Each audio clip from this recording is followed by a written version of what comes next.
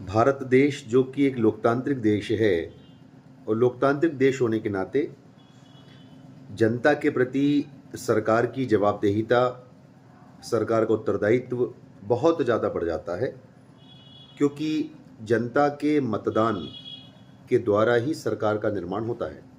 चाहे केंद्र सरकार हो, चाहे प्रांतीय सरकार हो या स्थानीय सरकार हो, सार्वभौमिक वयस्क मताधिकार के आधार पर भारत का प्रत्येक के नागरिक जो 18 वर्ष की उम्र प्राप्त कर चुका है वो मतदान करेगा और सरकार का निर्माण होगा। यही भारत में लोकतंत्र की व्यवस्था है।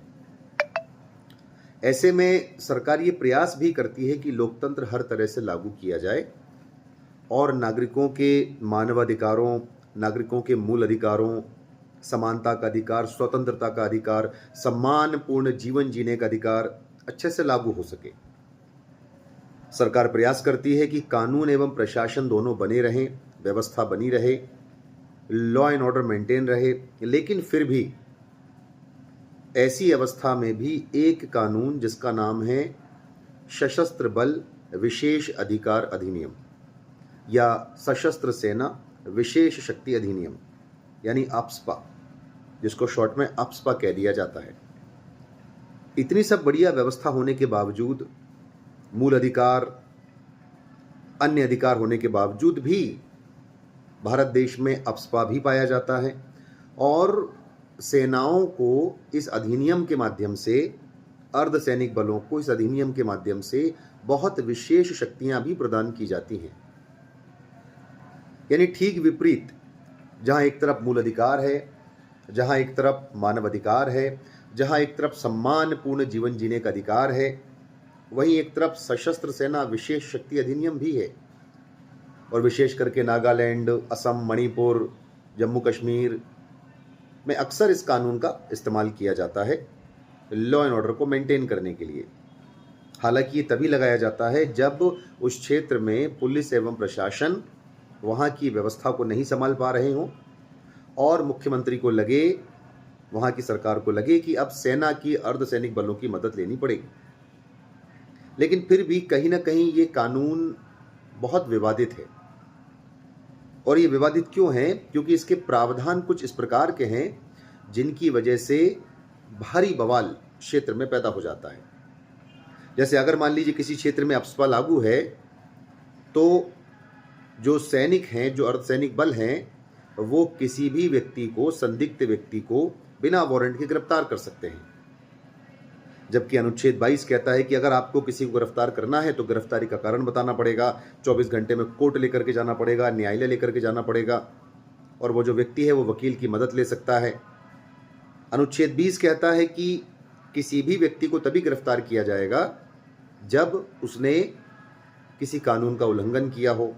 एक कानून में उसको एक सज़ा दी जाएगी, ज़बरदस्ती उससे गवाही नहीं ली जाएगी मारपीट कर। ये सारी व्यवस्थाएं हैं। लेकिन फिर भी सैनिक कानून कहता है कि, अप्सपा कहता है कि संदिग्ध व्यक्ति को सीधा गिरफ्तार कर लिया जाएगा और किसी भी वारंट की जरूरत नहीं है। विशेष परिस्थितियों में फायरिंग का ऑर्डर भी दिया जा सकता है।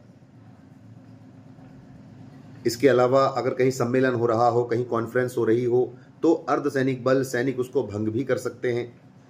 जबकि अनुच्छेद 19 कहता है कि शांतिपूर्ण और शस्त्र रहित सम्मेलन का अधिकार है। इसके अलावा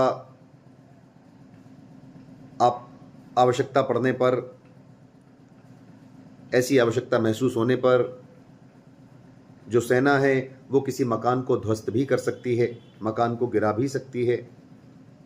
ये सारे निर्णय लिए जा सकते हैं। यानी कुल मिलाकर के जहां एक तरफ मूल अधिकार आपको समानता, स्वतंत्रता और सम्मानपूर्ण जीवन जीने के अधिकार की बात करता है, वहीं दूसरी तरफ ये जो अप्सपा है, ये जो व्यवस्था है आपकी सैनिक कानून वाली व्यवस्था, ये आपसे सारे अधिकार छीन लेती है। जब राष्ट्रीय आपातकाल भारत में लागू होता है, अनुच्छेद 352 राष्ट्रीय आपातकाल भारत में लागू होता है, उस समय भी आपका अनुच्छेद 20 और 21 बचा रहता है। 20 और 21 का निलंबन उस समय भी नहीं किया जा सकता।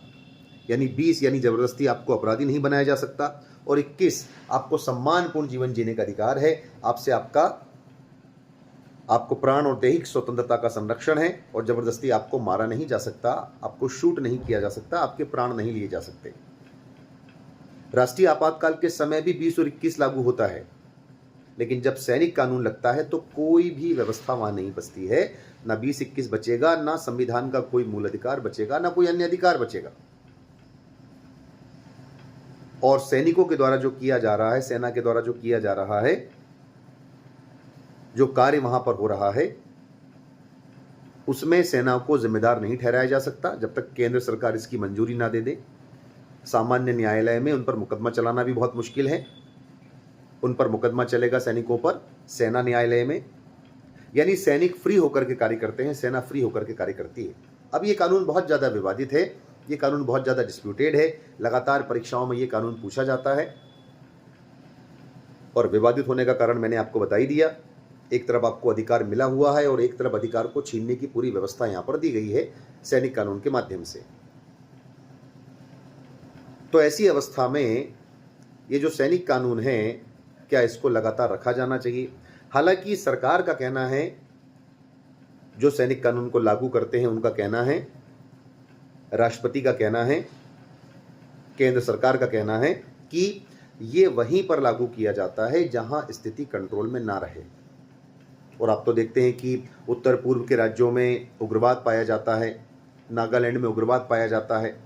और नागालैंड एक ऐसा राज्य है जहां पर अभी भी जो नागा जनजाति है, उनका कहना है कि हम एक अलग देश का निर्माण करेंगे, एक अलग कंट्री का निर्माण करेंगे। और लगातार उनकी मांग लगातार बढ़ती जा रही है, लगातार ये मांग उनकी बढ़ती जा रही है।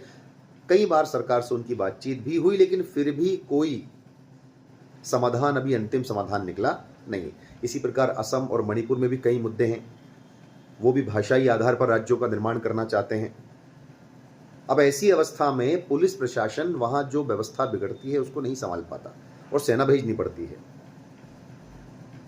ऊपर से जो उत्तर पूर्व है उसकी जो सीमाएं हैं, बांग्लादेश से लगती है, म्यांमार से लगती है, भूटान से लगती है, चाइना से भी लगती है। इस वजह से भी वो एरिया बहुत ज़्यादा गंभीर और बहुत अधिक सुरक्षा की दृष्टि से खतरनाक हो जाता है।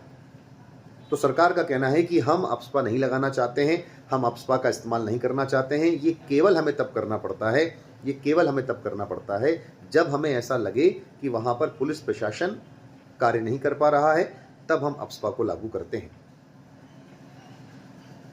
यानी विवादित है क्योंकि मूल अधिकारों का उल्लंघन करता है, मानवाधिकारों का उल्लंघन करता है, तो विवादित तो है, इसमें तो कोई शक नहीं।